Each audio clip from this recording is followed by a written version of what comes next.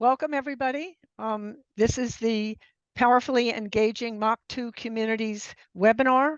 We're here to talk about the Hydrogen Hub MACH2 and the communities that are involved in the footprint of MACH2, and also another hydrogen hub from California. So we have great community leaders that have dedicated their time tonight to bring to you what they think about when they think about MACH2 and the issues that could be involved. Here's on this slide is the agendas, just so you can see what we're going to be doing. I'll be giving a very brief MACH2 background and then introducing the speakers. And then you'll be hearing from Zelene Mayfield. She's the chairperson of Chester Residents Concerned for Quality Living. After that, Ramona Russo-Reed from Eastwick Friends and Neighbors Coalition, Eastwick Watchful Eye Town Watch will be on, and Ari Eisenstadt from California Environmental Justice Alliance will be sharing his thoughts with us about what they're experiencing in the hydrogen hub out there. Annika Van Rossum will be reviewing what is Justice 40, which is the Biden program that they're invoking with MACH2 and the other hydrogen hubs across the nation, and we'll have about 15 minutes, hopefully, for questions and answers.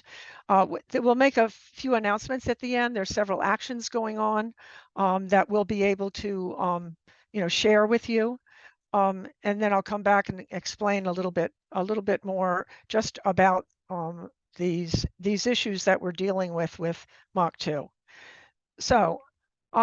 I think, one of the, I'm going to stop sharing until we get down to the next, one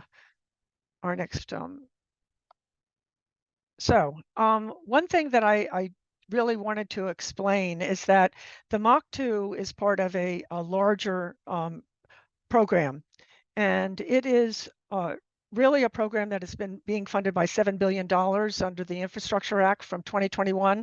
Also, tax subsidies, and we'll be talking a little bit about those subsidies. This is a comment period open. And there's 7 hubs across the nation, and this is not a technical webinar here tonight. It is really a webinar where we can hear from community leaders. But I do want to point out some of the issues that we see with these hubs and generally with elevating hydrogen the way it has been done through this influx of money and this tremendous quote unquote hydrogen shot that the Biden administration has put out there. Our concerns are that we really see these funds and the elevation of hydrogen hubs as greenwashing. They're supposed to be decarbonizing. They don't. It actually takes more energy to produce hydrogen than it produces in useful energy. And it will actually, because of greenhouse gas emissions and interactions in the atmosphere that hydrogen has, it will undermine our goals and the president's goal of reducing greenhouse gases by 50% by 2030, which we all know we desperately need to do in order to get a handle on the climate crisis. And that's a global issue as well as a local and regional and national issue. There's a very heavy environmental footprint with hydrogen. It's highly polluting. For instance, when you burn it, when you combust it, it releases nitrogen oxides. It also releases toxics when you use it, such as PFAS.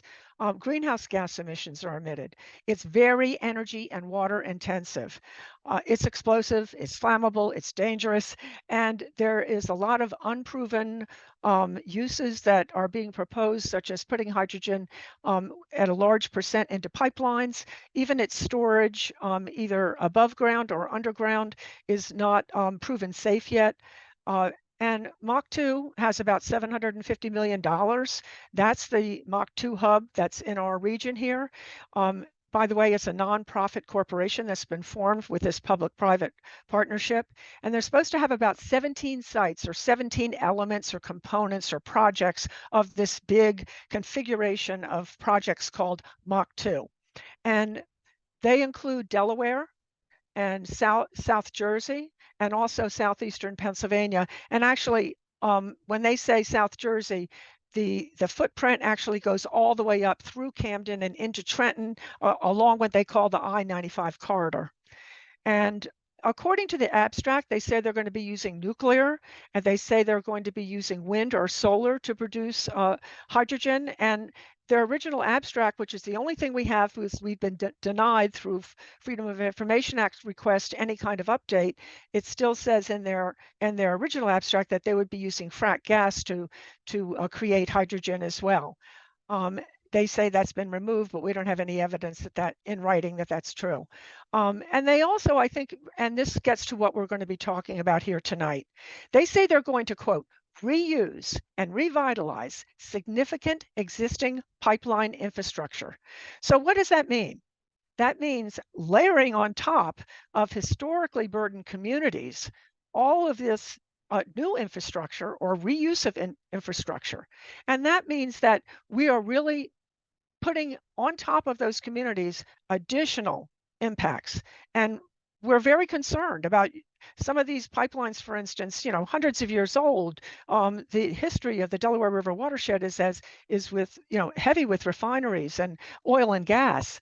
And to reuse this infrastructure means we'll be putting these burdens in exactly the same place they've been in some cases for centuries, for more than a century.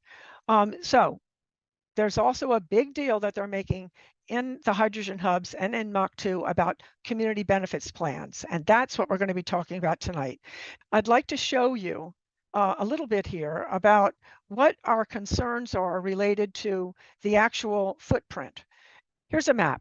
Now, we're just going to look at this quickly because, frankly, there's been very little information given out about the details of MACH2. And this is from the original abstract. And everyone, we're just looking at a piece of it. We're looking at the piece that we're talking about tonight.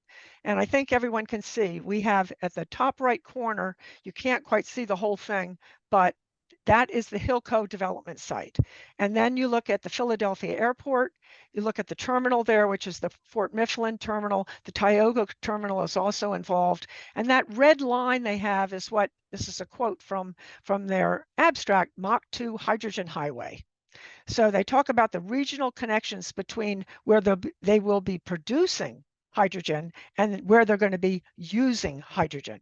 So that quote unquote highway moves down across the Delaware River in a pipeline under the river, goes somehow involving the PBF Paulsboro refinery, and then moves past what they call the Rapano terminal. That's actually an LNG export terminal we've been fighting for years now, the New Fortress Energy site.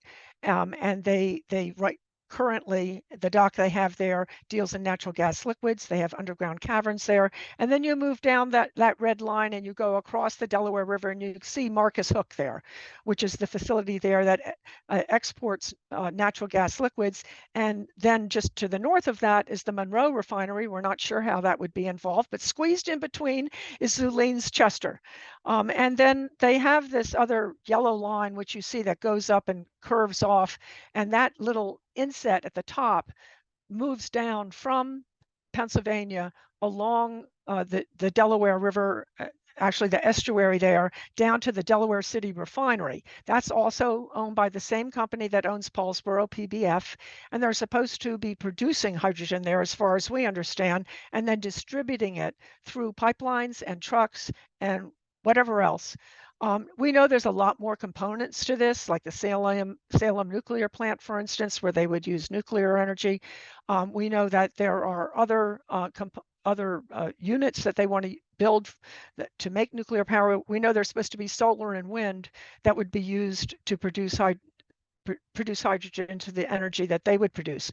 But this is just a quick look here so you can understand. That's basically the footprint we're looking at tonight. So at this time, I'd like to turn it over to our special folks that we have here. We have people who have stepped forward in order to be able to work with us tonight and help us understand, what does it actually mean when you start talking about building a hydrogen hub component in a community, because that's what these are. These are communities. And I'm going to quickly introduce each of our speakers, and then they will go one after another: Zulene, Ramona, and then Ari.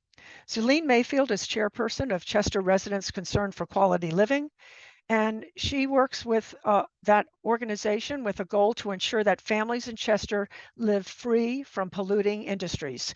She and other residents founded Circle. That's how they an acronym is pronounced, in 1992. And that was in response to the construction of the largest trash incinerator in the entire country, which moved to Chester, just a block down from her neighborhood. Despite personal attacks, hostility, and pushback from industry groups and politicians over the decades, Zulene has remained committed to fighting for environmental justice and for the health of those living in Chester City. And our next speaker will be Ramona Russo Reed. And she's lived in Eastwick for 33 years. And she's been a community activist for 15 of those years. She serves as a block captain in her community and is an active member of the Eastwick Watchful Eye Town Watch and serves as vice president for the Eastwick Friends and Neighbors Coalition, a grassroots nonprofit environmental justice organization. Ari Eisenstadt, pronouns he, him, is an energy justice manager at the California Environmental Justice Alliance. Ari works with California Environmental Justice Alliance member organizations to build community power towards shutting down gas-fired power plants with the Regenerate California Coalition. Ari has experience in youth education in New York City, and advocating campaigns for nature access and equitable climate policies in Washington, D.C., and has an academic background in chemical oceanography and climate science. Ari grew up in Brooklyn, New York, and now lives in Los Angeles with his partner, Kat, and a community of loved ones. So thank you all very much, and I'm going to turn it over to Zulene, and after Zulene, Ramona will go if her IT problems are sorted out, and then Ari. So Zulene, go right ahead. Welcome. Let me unmute. That's always helpful. Good evening, everybody. Some things you just have to shake your head on. And this hydrogen hub is one of them. Last, I believe it was October, November, I sat in on a webinar, 3-hour webinar from the EPA, talking about these hydrogen hubs. They had identified that there would be different hubs all across the country.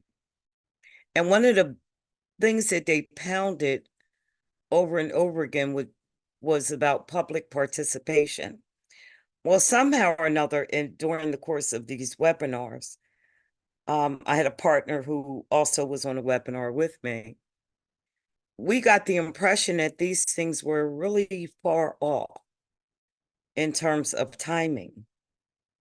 And we're talking about years.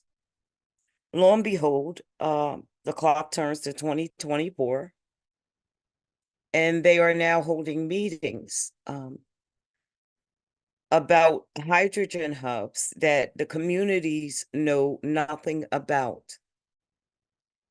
And it's like for our community, for Chester, where we are actively fighting off the incinerator, we are fighting the sewage treatment facility. The latest assault comes by way of the LNG that we are actively fighting. And now this.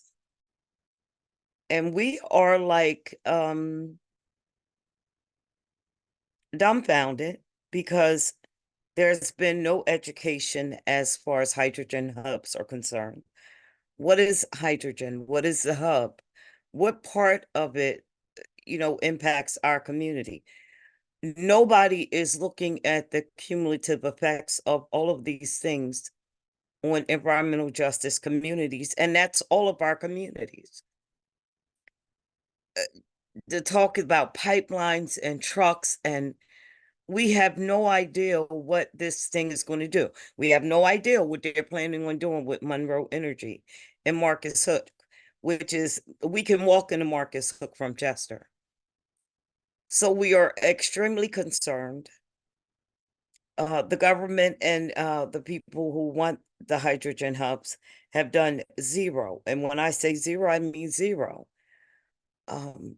activity as far as educating the community. So once again, it's up to Circle for us to educate and protect ourselves. So that's why we are on this webinar tonight.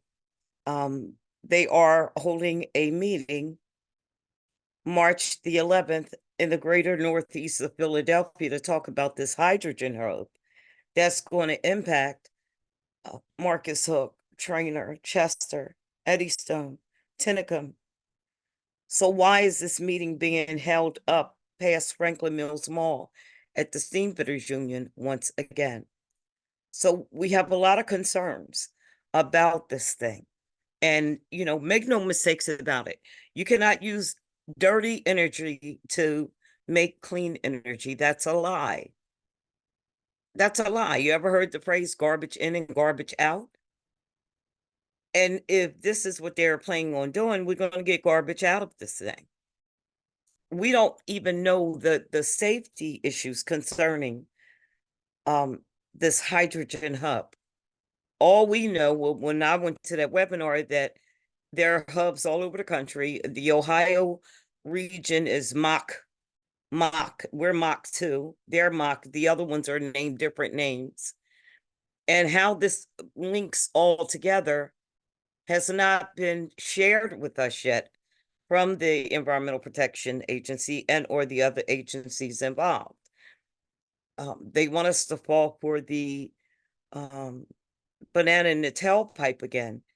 And they're touting how beneficial this is going to be for environmental justice communities, how this is going to be uplifting for us economically in terms of job development and jobs. But you haven't shared with us the preliminary facts. Where is this thing going to be at? What part of this impacts us? How are the linkages made up? How are you going to store this material? How are you going to transport this material? What is going to be used to create this material? What are the hazards to our environment? What is the hazards to our watershed system?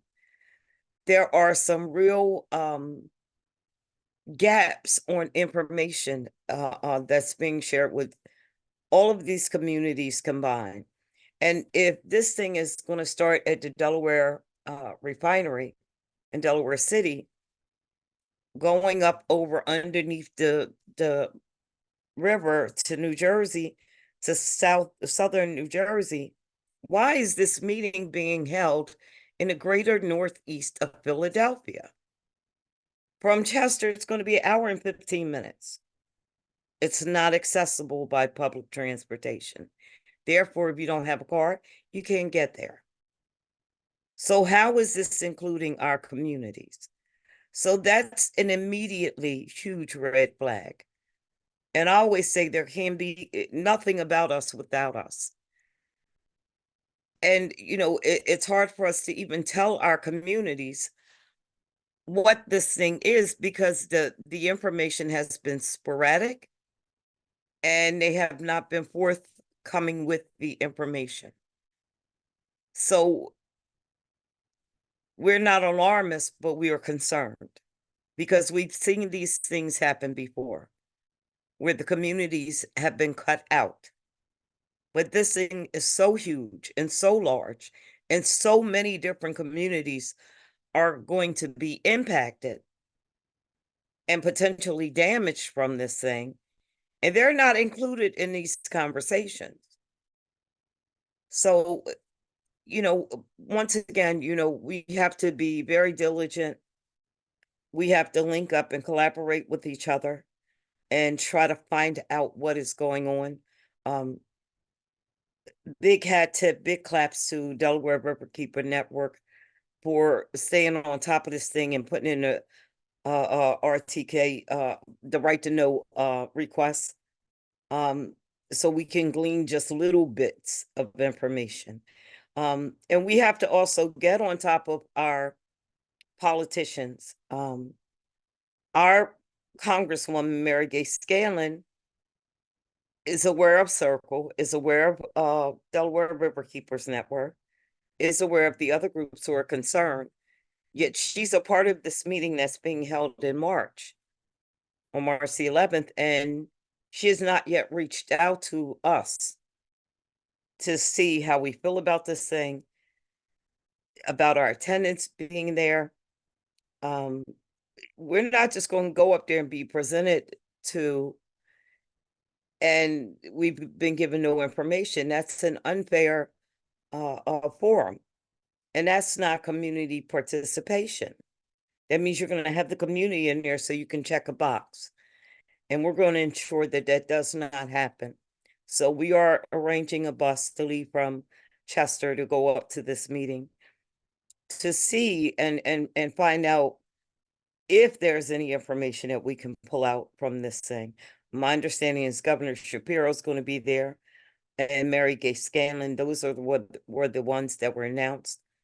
But certainly, with all of the issues that we've had in Chester and the environmental genocide that is happening, we should have been the first people that were reached out to. So that's a major, major concern and red flag for us. So that's what I had to say, and we're going to move on with the meeting, and hopefully we can find out a little bit more.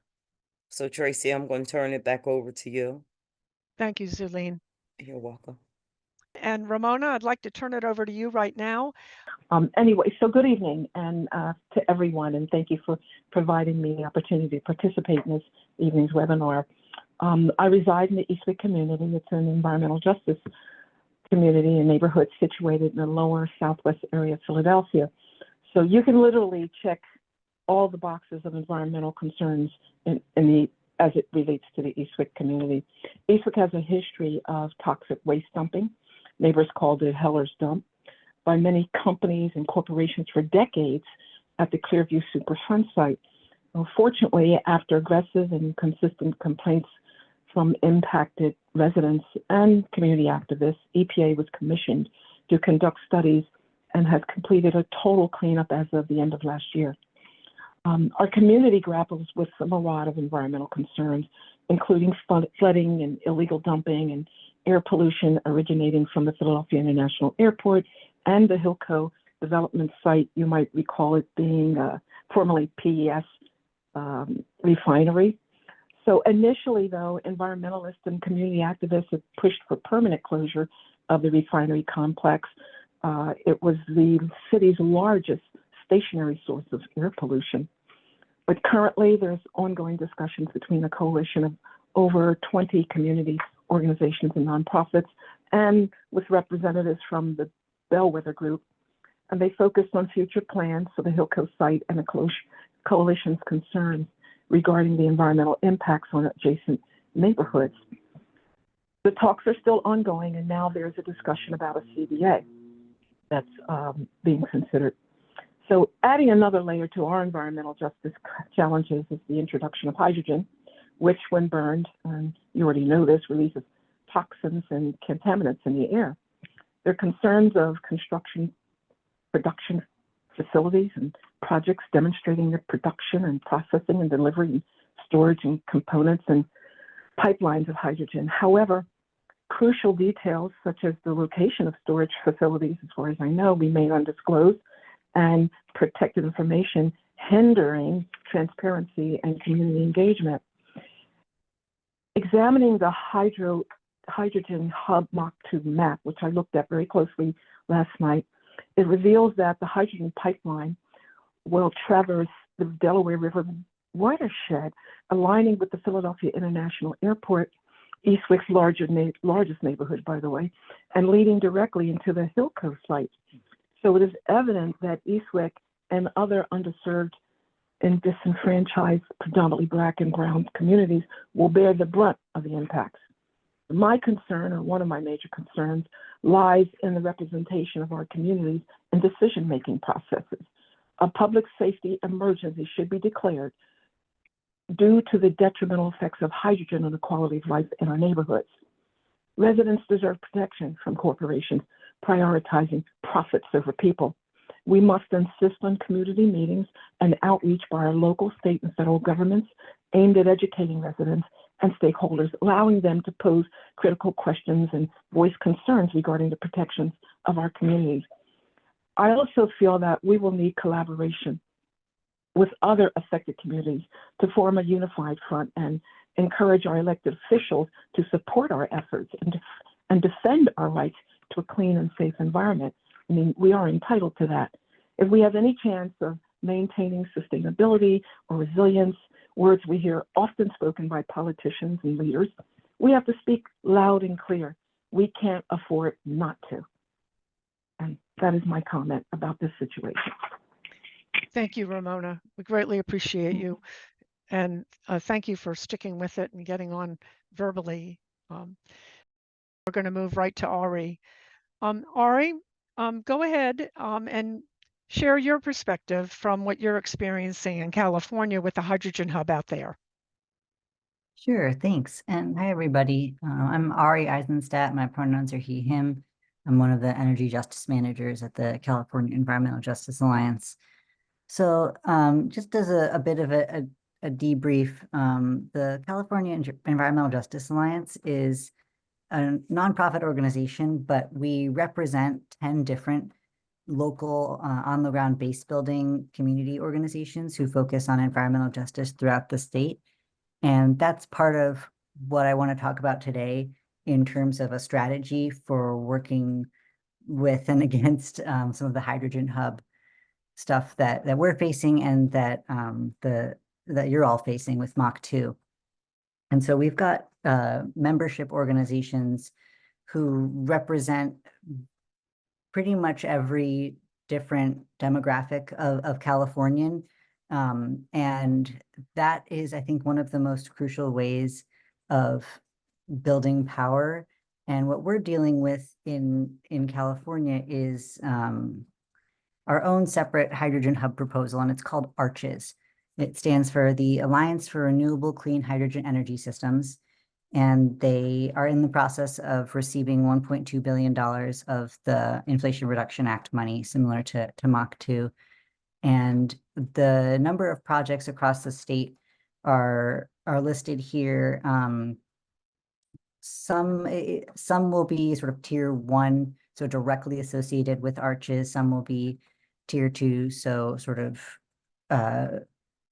associated with ARCHES, but not actually ARCHES. And then there's many hundreds of other projects. And one of the things that we've been dealing with here is the fact that we were able to find out that ARCHES is planning to use a lot of the hydrogen that they produce in gas-fired power plants. And so they would end up creating a lot of hydrogen and then piping it to gas-fired power plants and burning it.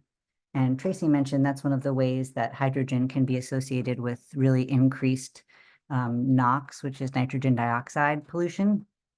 And that's one of the main pollutants that environmental justice communities are already dealing with across the state and causes a whole host of health harms, as I'm sure many of you are aware. And so we've, for the past about year and a half, been engaging or attempting to engage with ARCHES to minimal avail. And it started with attending what they called sort of community benefits or community sort of, they changed the name a bunch of times, community engagement forum meetings.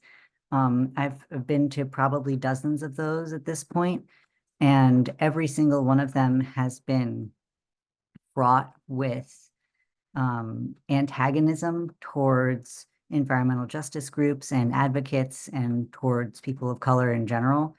And it's been incredibly difficult to find out any information about the hubs. Everything we know, we've sort of gleaned from those spaces and later found out that those were things that, you know, the ARCHES representatives weren't actually supposed to share.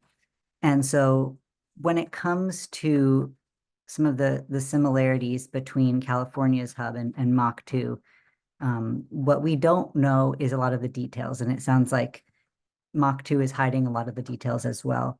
For us, one of the biggest hurdles to accessing information about the California proposal has been that participation in really substantive conversations and actually helping to sort of plan the hub details has been reserved for folks who will sign an NDA. And that's one of the most effective ways of prohibiting public participation, because groups who are directly accountable to community members cannot and never will sign an NDA because it prohibits us from being able to actually share details with community members, which is, Excuse me, Ari. yeah. Can you say what an NDA is? Oh, I'm so please? sorry. It's a non-disclosure agreement. So it's a way, it's a legal document that if you sign it, it has a bunch of restrictions about what you can talk about, essentially. It's another way of saying it is a gag order. It's essentially a way of saying, if you sign this document, we'll tell you information about the hydrogen hub, but you can't talk about it. And if you do, we're going to sue you, and you're signing up for that. So signing the NDA says that you're willing to accept that liability. And Arch's NDA has gone through a bunch of different versions. The first one, and the one that was relevant for the longest time, had a lot of financial damages associated with its violation. And so if you signed it and you made a mistake and you talked to somebody, or you were a community group and you talked to your community members, they could basically sue you for all you're worth, which would tank any local community-based organization. And it also wasn't time limited. And that meant that basically you weren't allowed to talk about Arches forever, ever. And any of the information you had to keep private for all eternity. And so we've been working with a lot of different organizations, all of the organizations in our alliance, and also a lot of the larger organizations that we call Big Green. So some of the groups like Sierra Club, NRDC, Earth Justice, et cetera, some of the national organizations, to try to negotiate against this NDA. And we haven't been successful yet, but we've kept going. And so this is where I want to sort of offer potential recommendations for all of you on how to deal with some of the same issues that are coming up with the MACH2 hub. One of the things that we saw was relatively successful was that in October, we wrote a joint letter, just the SEHA Alliance members, just the EJ organizations, and submitted it to DOE, to the Office of Clean Energy Demonstrations, which is OSED. They're the sort of part of DOE that's administering the funding for the hubs. And we were requesting that they withhold funding from Arches until they met a set of community engagement criteria. And we then were able to secure a meeting with DOE, with the representatives themselves, and request that those changes be directly made. And whether or not they have been is a little bit unclear, but we do know that Arches released their final, or rather the version of their community benefits plan that came with their application. And what we've been seeing from that is that it's woefully insufficient. It doesn't include real details about how to engage with community members. And so one of my main recommendations for all of you folks is to really band together, write as many letters as you can, show up to as many things as you can in person, and also make sure that you're building relationships with the unions who are going to be impacted by the hubs. One of the biggest ways that the federal government is selling hydrogen hubs and selling all of the idea of a hydrogen economy is through the idea of job creation. And while that may very well be true, one of the things that's really important is to build relationships with unions so that hydrogen jobs aren't the only good jobs that are available. We need to make sure that clean energy jobs are just as valuable, and the contracts that the clean energy unions have with developers are just as strong, so that we aren't relying on what we know to be an incredibly polluting and dangerous and expensive process to create jobs, but simultaneously harming the EJ communities who live near hydrogen hubs and production and transportation and end use sites. So that's one of my main recommendations. And trying to meet with DOE as much as you can, really leaning on the community that it seems like you all have here. There's a lot of people from all over the MACH2 area I'm seeing in the chat, really making sure that you have direct representation of community members. And when you are going to in-person events, bringing community along with you and making sure that their voices are uplifted as much as is possible, and also engaging as much as you can in the federal tax credit, the sort of comments. There's going to be a hearing in March, I think for the Treasury, on what's called the 45V tax credits. And although there's definitely many billions available through the hub funding itself, and I think Tracy mentioned around 7 billion is what's been sort of split between the 7 hubs. The majority of the money for the sort of quote hydrogen economy comes through the 45V tax credit. And that has, you know, the potential to fund some estimates have different numbers, but many hundreds of billions of dollars to producers of hydrogen. And that's really where a lot of the hub sort of work gets implemented, is in the use of those tax credits. And so I would really encourage keeping an eye on those, and I'm happy to answer questions about that as well. But overall, I think in terms of unions to contact, I would highly recommend the IBEW. If you have local IBEW unions, UA, USW, which is the Steel Workers Union, and also just doing, you know, looking up locally. I'm not as familiar with the unions in the MACH2 area, but looking up to see if there's any SEIU representation in your area. And yeah, really sticking close together and making sure that you write down everything. That's one of the things that's been really helpful for us, is keeping track of absolutely everything you know, and using it when the time comes. So thank you. Wow, that was really great, Ari. Thank you. So at this time, I'd like to turn it over to Annika van Rossum, who's going to be talking about the Justice 40 program that the MACH2 and other hydrogen hubs are holding up there. Thanks, Annika. Tracy. Hi, everybody. Yeah, so I'm Annika van Rossum. I'm the Advocacy and Policy Coordinator at Delaware River Keeper Network. So I'm going to be talking a little bit about Justice 40 and hydrogen hubs. So just as a quick, we'll go to the next slide. There we go. So if you're not sure what Justice 40 is, so Justice 40 has been implemented by the Biden administration. It's very new, it's very wonderful, and so it is a good, plan to start out. And so the initial plan of Justice 40 is that 40% of the overall benefits of certain federal investments flow to disadvantaged communities that are marginalized, underserved, and overburdened by pollution.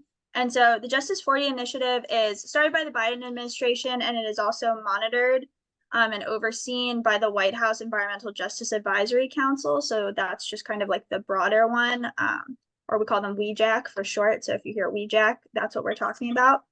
And so the kind of investments that they're looking for is they want investments in clean energy or energy efficiency, clean transit, affordable and sustainable housing, workforce development and training, the remediation and reduction of longstanding pollution, and development of clean water infrastructure. And so when Justice 40 was put out, and when many agencies in the federal government are basically, we're supposed to sort through their various programs and find what would be Justice 40 approved programs, community programs. And the goal was then the White House set out interim implementation guidance. And so then those federal agencies were supposed to go in and identify those different programs under Justice 40, and then they're supposed to issue reforms for each of those programs to meet the goals. And there's all different kinds based on the agency, and each of those Justice 40 programs are actually supposed to engage stakeholder consultation. And you'll hear me, this is a short part, you'll hear me in the next couple slides. I'm going to say a lot of we've heard, they've said, and that is because that is kind of the rhetoric, is we've heard and the government has said, or MACH2 has said, or agencies have said. But as you've kind of heard throughout, there's not a lot of paperwork or hard proof for us to know actually what is happening, what has actually been implemented, if communities are actually being consulted with, if the positives that they've talked about are actually being carried forward. So we don't really totally know. So you'll hear me say that a lot. So part of Justice 40, there's something called a community benefits plan. And so you'll hear them sometimes referred to as CPBs because everybody likes to put acronyms in everything. So what part of this generally is that there's these community benefit plans are supposed to go into the application of projects or proposals. So the hydrogen hubs are supposed to have a community benefits plan. And the policy priorities of community benefits plans broadly are that they're supposed to engage with communities and labor, they're supposed to invest in American workers, they're supposed to advance diversity, equity, and inclusion, and they are supposed to implement the Justice 40 program. So that's kind of the overall plan of community benefits plans in any project proposal. And when we break down the Justice 40 initiative section of community benefits plans, they're supposed to meet these 4 criteria like you see here. So those proposals are supposed to contain identifying the communities which this anticipated 40% of benefits will flow, identify applicable benefits that are measurable, so they have to be able to prove it, description of how and when these anticipated benefits are supposed to flow to the communities, and then discussion of any anticipated negative cumulative environmental impacts on community. And again, it's a lot of discussion, not a lot of prevention, not a lot of proving. So that's kind of what we're seeing. And so when we put this in the context of hydrogen hubs as well, so these are supposed to be, the community benefits plans that you see are supposed to be, quote, intentionally flexible. So it's not a strict hard line. So we have yet to see what intentionally flexible could actually mean. And when they are selected, when the community benefits plans, if the project is selected, so if MACH2 was selected for funding, the community benefits plan is supposed to go into the actual contract and the actual carrying out of the plan and carrying out of the MACH2. And also, oh, and just a quick note too, when communities are identified, they don't necessarily have to be the community that the project goes into. And so I just wanted to show everybody too really quick. So this is actually what is on the MACH2 website, and this is kind of how they talk about community engagement. And so just wanted you all to see, it's very broad, it's very brief, it's not really anything concrete. And actually when we came across community meetings, it's actually very far down, there's no alert, and it's very, we don't really have anything concrete to tell us who they're talking to, what they're talking about, when we can expect any sort of results. So again, it's just kind of what we hear. We don't have anything concrete here to talk about who are they talking to. And then again, I just wanted to share with you all, we are currently in the negotiation phase of MACH2. This is from DOE. And so they're supposed to have at each part of the next phase, this is where the community benefits plans are supposed to come in, and they're supposed to reevaluate. They're supposed to learn lessons from each part of it. So they're supposed to have these conversations at each phase. What actually gets carried out, what actually gets heard, who actually gets spoken to, we have yet to see any information or proof or understanding of what that is. And so that is one of the big struggles too. So that is just a little bit of Justice 40 and how community benefits programs work, or community benefits plans work as far as hydrogen hubs and MACH2. Thank you very much, Annika. So I'm sorry we're running late. Hopefully people can hang on because we would like to have a question and answer period where people have the opportunity to ask questions. Yeah. If you have a question that you're thinking of right now, go ahead and put it in. While we're waiting for questions, I do have a comment. Ari, you said you recommended that we reach out to unions. Well, the one union that we know that they are focusing on is the 420 Steamfitters Union. Now, this union is hostile to communities, particularly mine, particularly around LNG that they were trying to bring here. So I don't think that that is a good avenue for us. So I think that more pressure needs to be applied to our senators, our congresswoman, because they will get the ear of DOE, the Department of Energy, and the EPA quicker than we will. So that is where I would like to train our guns at, because the unions are going to go where the money is. And those unions that will be available and be able to get these type of jobs, they're not in my community. We have a laborers union. not a steam fitters. Our union is the first ones in and the first ones out on any job site because they're laborers. Yeah. So that sustained economic benefit wouldn't even hit our community. And if they can't talk to us, how the fuck, excuse me, or Jesus, I thought I was going to get through it without a cuss word, Tracy. If they're not talking to us, how do Yeah. they know what the hell benefits us? So that whole game, we played that game before. With community-based agreements, community benefits plans, community benefits agreement, and that ish never works out in the community's favor. And for our particular community that's already bankrupt and polluted, we don't need more pollution. So that's what I want to say about that stuff.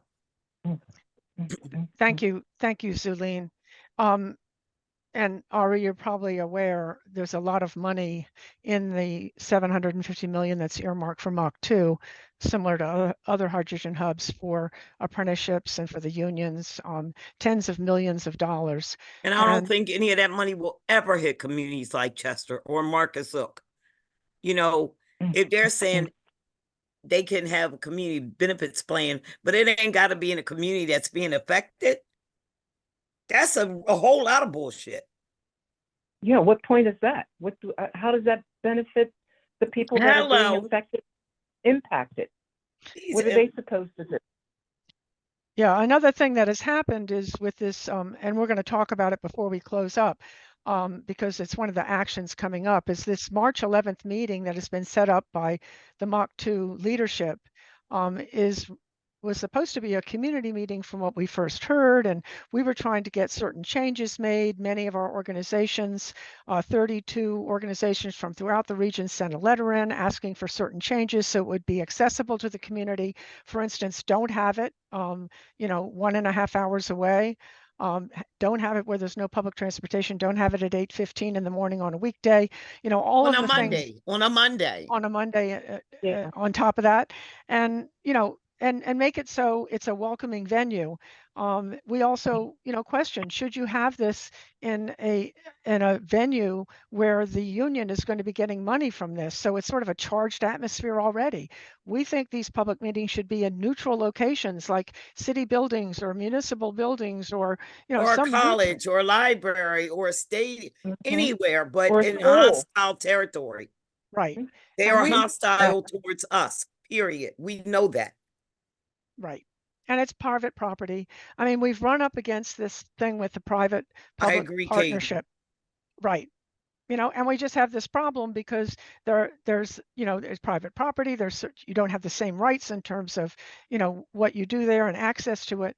So this March 11th meeting, we're going to be going and we're going to be, participating as much as we can, but there's no opportunity on the agenda for any public questions or answers, any public participation at all. It's all a bunch of talking heads and they're politicians up front. So please watch your emails when we send out the link to this webinar to everybody who's registered. We're going to be sending out a Facebook event for this March 11th, and we have meetings already planning around this March 11th for buses going and that sort of thing.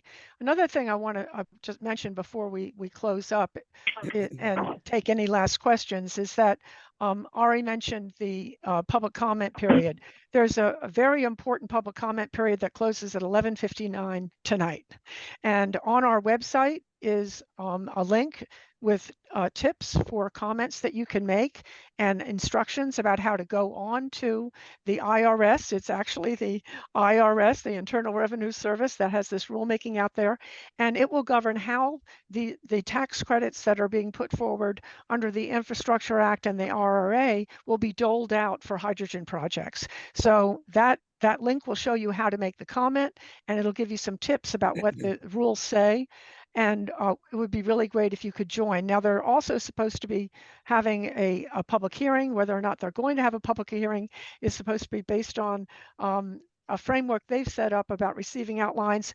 Please, we will be sending you, and watch in your emails, we'll be sending you some tips that we're working on with False Energy Solutions and Karen Feriden's group to put together some helpful ways that we can get outlines submitted, which are required in order for them not to cancel the public hearing that they're supposed to have at the end of the Okay. month. But we'll Tracy, put I have it a in. question here that I Yeah. wanted to get Okay, to. go right ahead. This is from David in the chat. Can local, county, and or state governments outlaw hydrogen hubs and or their infrastructure? Well, it's a good question. If we have a lawyer on here, we can, have that lawyer answer. What I would say is that the MACH2, the way we understand it, is really a cluster or a constellation of projects. And as a matter of fact, we question how the federal government is saying on these briefings they're going to be carrying out the National Environmental Policy Act, which is the federal Environmental Review Act. They say, oh, we're going to be doing NEPA, but who is going to be doing NEPA? And how are they going to look at what Zulene mentioned earlier, these cumulative impacts of all of these projects laid on top of the Delaware River Watershed, particularly all in this one area? So we don't know the answers to how. And that's why we're clawing information bit by bit so we can figure a strategy about whether or not municipalities would be able to say, well, we don't want this in our town, or a community would be able to say, we don't want you to build a polluting facility next to us, or put a hydrogen pipeline underneath my house. So I don't really have a good answer for that, except to say that I don't think it's black and white. I think these things are going to come forward, and they're already sneaking in. There's already hydrogen projects sneaking in. And already two of them we have managed to stop only because they were so sneaky that it became obvious that they were sneaking and they had to pull it back. So let's remain vigilant on that, and we'll find out. Ari, you have your hand up, so I want to call on you before. I know it's 8:03, folks, but hang in there if you can. Go ahead, Ari. Thanks. I just wanted to address a couple of the questions, but also that last one. I don't think that you can, I don't think that local municipalities or jurisdictions can outlaw hydrogen hubs in their entirety, especially if they're on existing sites, but zoning regulations could be a potential avenue for prohibiting those types of uses unless it's on an existing site that's already zoned for that type of use. So that's something I would look into. And then also looking into, I know you mentioned NEPA, but also the Clean Water Act. There are definitely going to be water implications on point source pollution, particularly if, well, both, in the current way that hydrogen is made, which is mostly using a process called steam methane reformation at oil refineries. And I know somebody put in the chat that they live near an old oil refinery. So most of the hydrogen that currently is produced in the country is made through this process using excess methane at oil refineries and is used to make fertilizer. And so it's a process that's been going on for many decades and is incredibly polluting. But most of the hydrogen hubs cite the fact that it's been made for decades as one of the ways of proving that it's quote unquote safe, which as we all know is a lie. But one of the things that I would look into is there's a lot of pollution that comes from that process, water pollution, but also through the process of making quote unquote green hydrogen, which is basically by splitting water molecules in half. And that's called electrolysis. That's what most of the 45V tax credit is aimed towards incentivizing. The goal is to make that process cost competitive. So basically subsidize a bunch of electrolysis, the splitting of water molecules in half, by making it competitive with fossil fuel production, which is, it's all crazy. And that process requires the purification of water to a point beyond even what drinking water qualifies as. So It's all bullshit, Ari. Green hydrogen, blue hydrogen, gray hydrogen. Pink hydrogen, they'll come up with that next. The bottom line is that this is to save affected communities that already have an overabundance of pollution and what I call environmental genocide. You don't add to that equation in these type of communities when people are already dying. Yep. And I know people who are dying. That's know, right. How to sue. That's what it's all about. I just want to scream. It's hard not to scream. Yeah. I would like to just also mention another action for March 11th. Please, if you think that you would like to go up to the meeting, look in your emails. We'll be sending out information about that because we do believe that it would be important for people to show up. Even though it's not a welcoming venue, and even though we're probably not going to learn a lot there. So if you're interested, please do that. There's also a live petition, and there's several of them that many of our groups that are working together on this have put out there to protesting the hydrogen hubs writ large.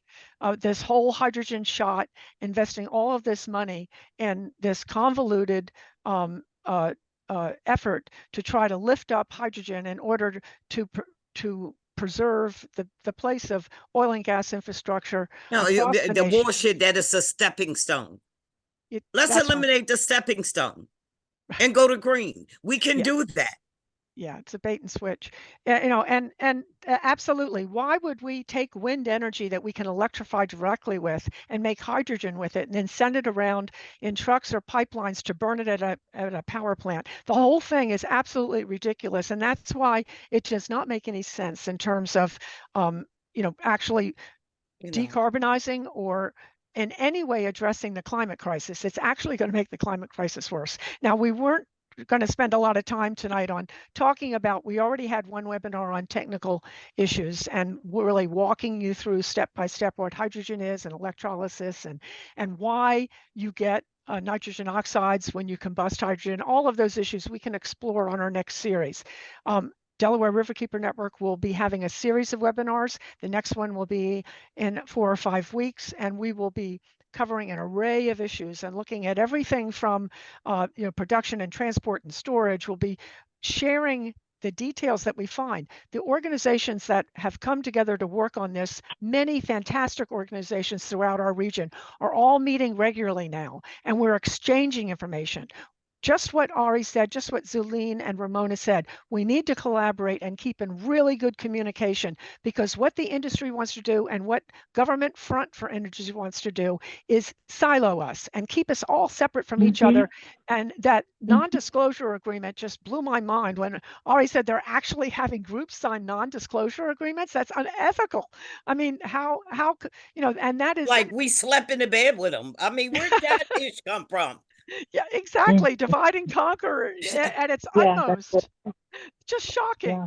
So we're not going to fall for this. And I think Ari gave us some really good tips in terms of organizing. We're just beginning to do that.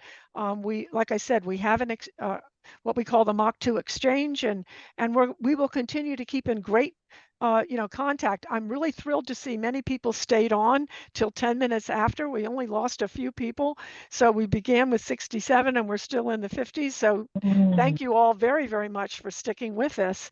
And is there any last minute questions, or we could just... I have a last minute comment. I'm going to ask that everybody go to Chester, PAEJ.org. Sign up. We will be posting information on bus, van, or whatever mode of transportation. We're going to be able to get people up to the March 11th meeting. We're going to have to leave early in the morning because, like she said, it's 8 o'clock in the morning on a Monday morning, and it's minimum an hour away from Chester just because of the traffic and congestion. But one thing that I do want the communities to understand, and we're everyday people. We're not scientists. We're not engineers. And a lot of this shit, I'm going to say shit, can become overwhelming. Let's not get overwhelmed. Let's breathe and just get at it. Because that's their goal, is to overwhelm us. First of all, keep us fucking ignorant. Don't give us the information so we can effectively fight. But that don't matter because we're going to fight anyway. We don't have to be rocket scientists to know bullshit when we see and hear bullshit. So let's gear up. Let's suit up once again. And let's get at it. I want to thank everybody for being on here. Ari, I want to thank you for your wealth All of us that are in this zone, this MACH2, we better get it together and come together. And I thank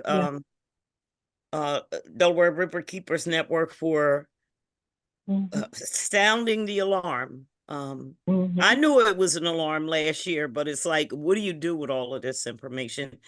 You got a lot of information on nothing when we set in on that webinar for the EPA. And we have to call them out on their bullshit, seriously. You can't expect us to come to a meeting unarmed with information. And they need to be screamed out because of that. The same games that they played in the past, we cannot allow them to do that. Yeah. Absolutely. Thank you. Thank you, Zuline. Ramona, did you want to say any last comment here? Yes, but Okay. I totally agree with redirecting our efforts and pressure toward the politicians, because and all of them. I don't mean just one or two, or I know some represent the city, some represent the state, and so forth, and they have their different jurisdictions. But they know each other and they communicate with each other. So, the comment that was made about not relying on the union, the Steamfitters Union, but to address these senators and congresswomen and EPA and whoever else, put the pressure on them. So, Ari, did you have any last minute that you would like to comment on? Just wanted to let you all know about a resource. One of our member organizations and gathered us all up to do sort of a hydrogen learning series over the past year, and that culminated in an environmental justice principles for hydrogen that we have. So we have basically a big platform, a document that Fantastic. we can share with you all, and it has like guardrails, like a list of like, this is what would need to be required in order for hydrogen to be a thing. And the goal of that is really to show that like there is no way to make this stuff safe, because you couldn't possibly achieve all of these guardrails, and the technology is inherently unsafe. Thank you. And so I think we're going to be closing up now. So we really appreciate Thank you you all hanging for in there. being here. Thank you all.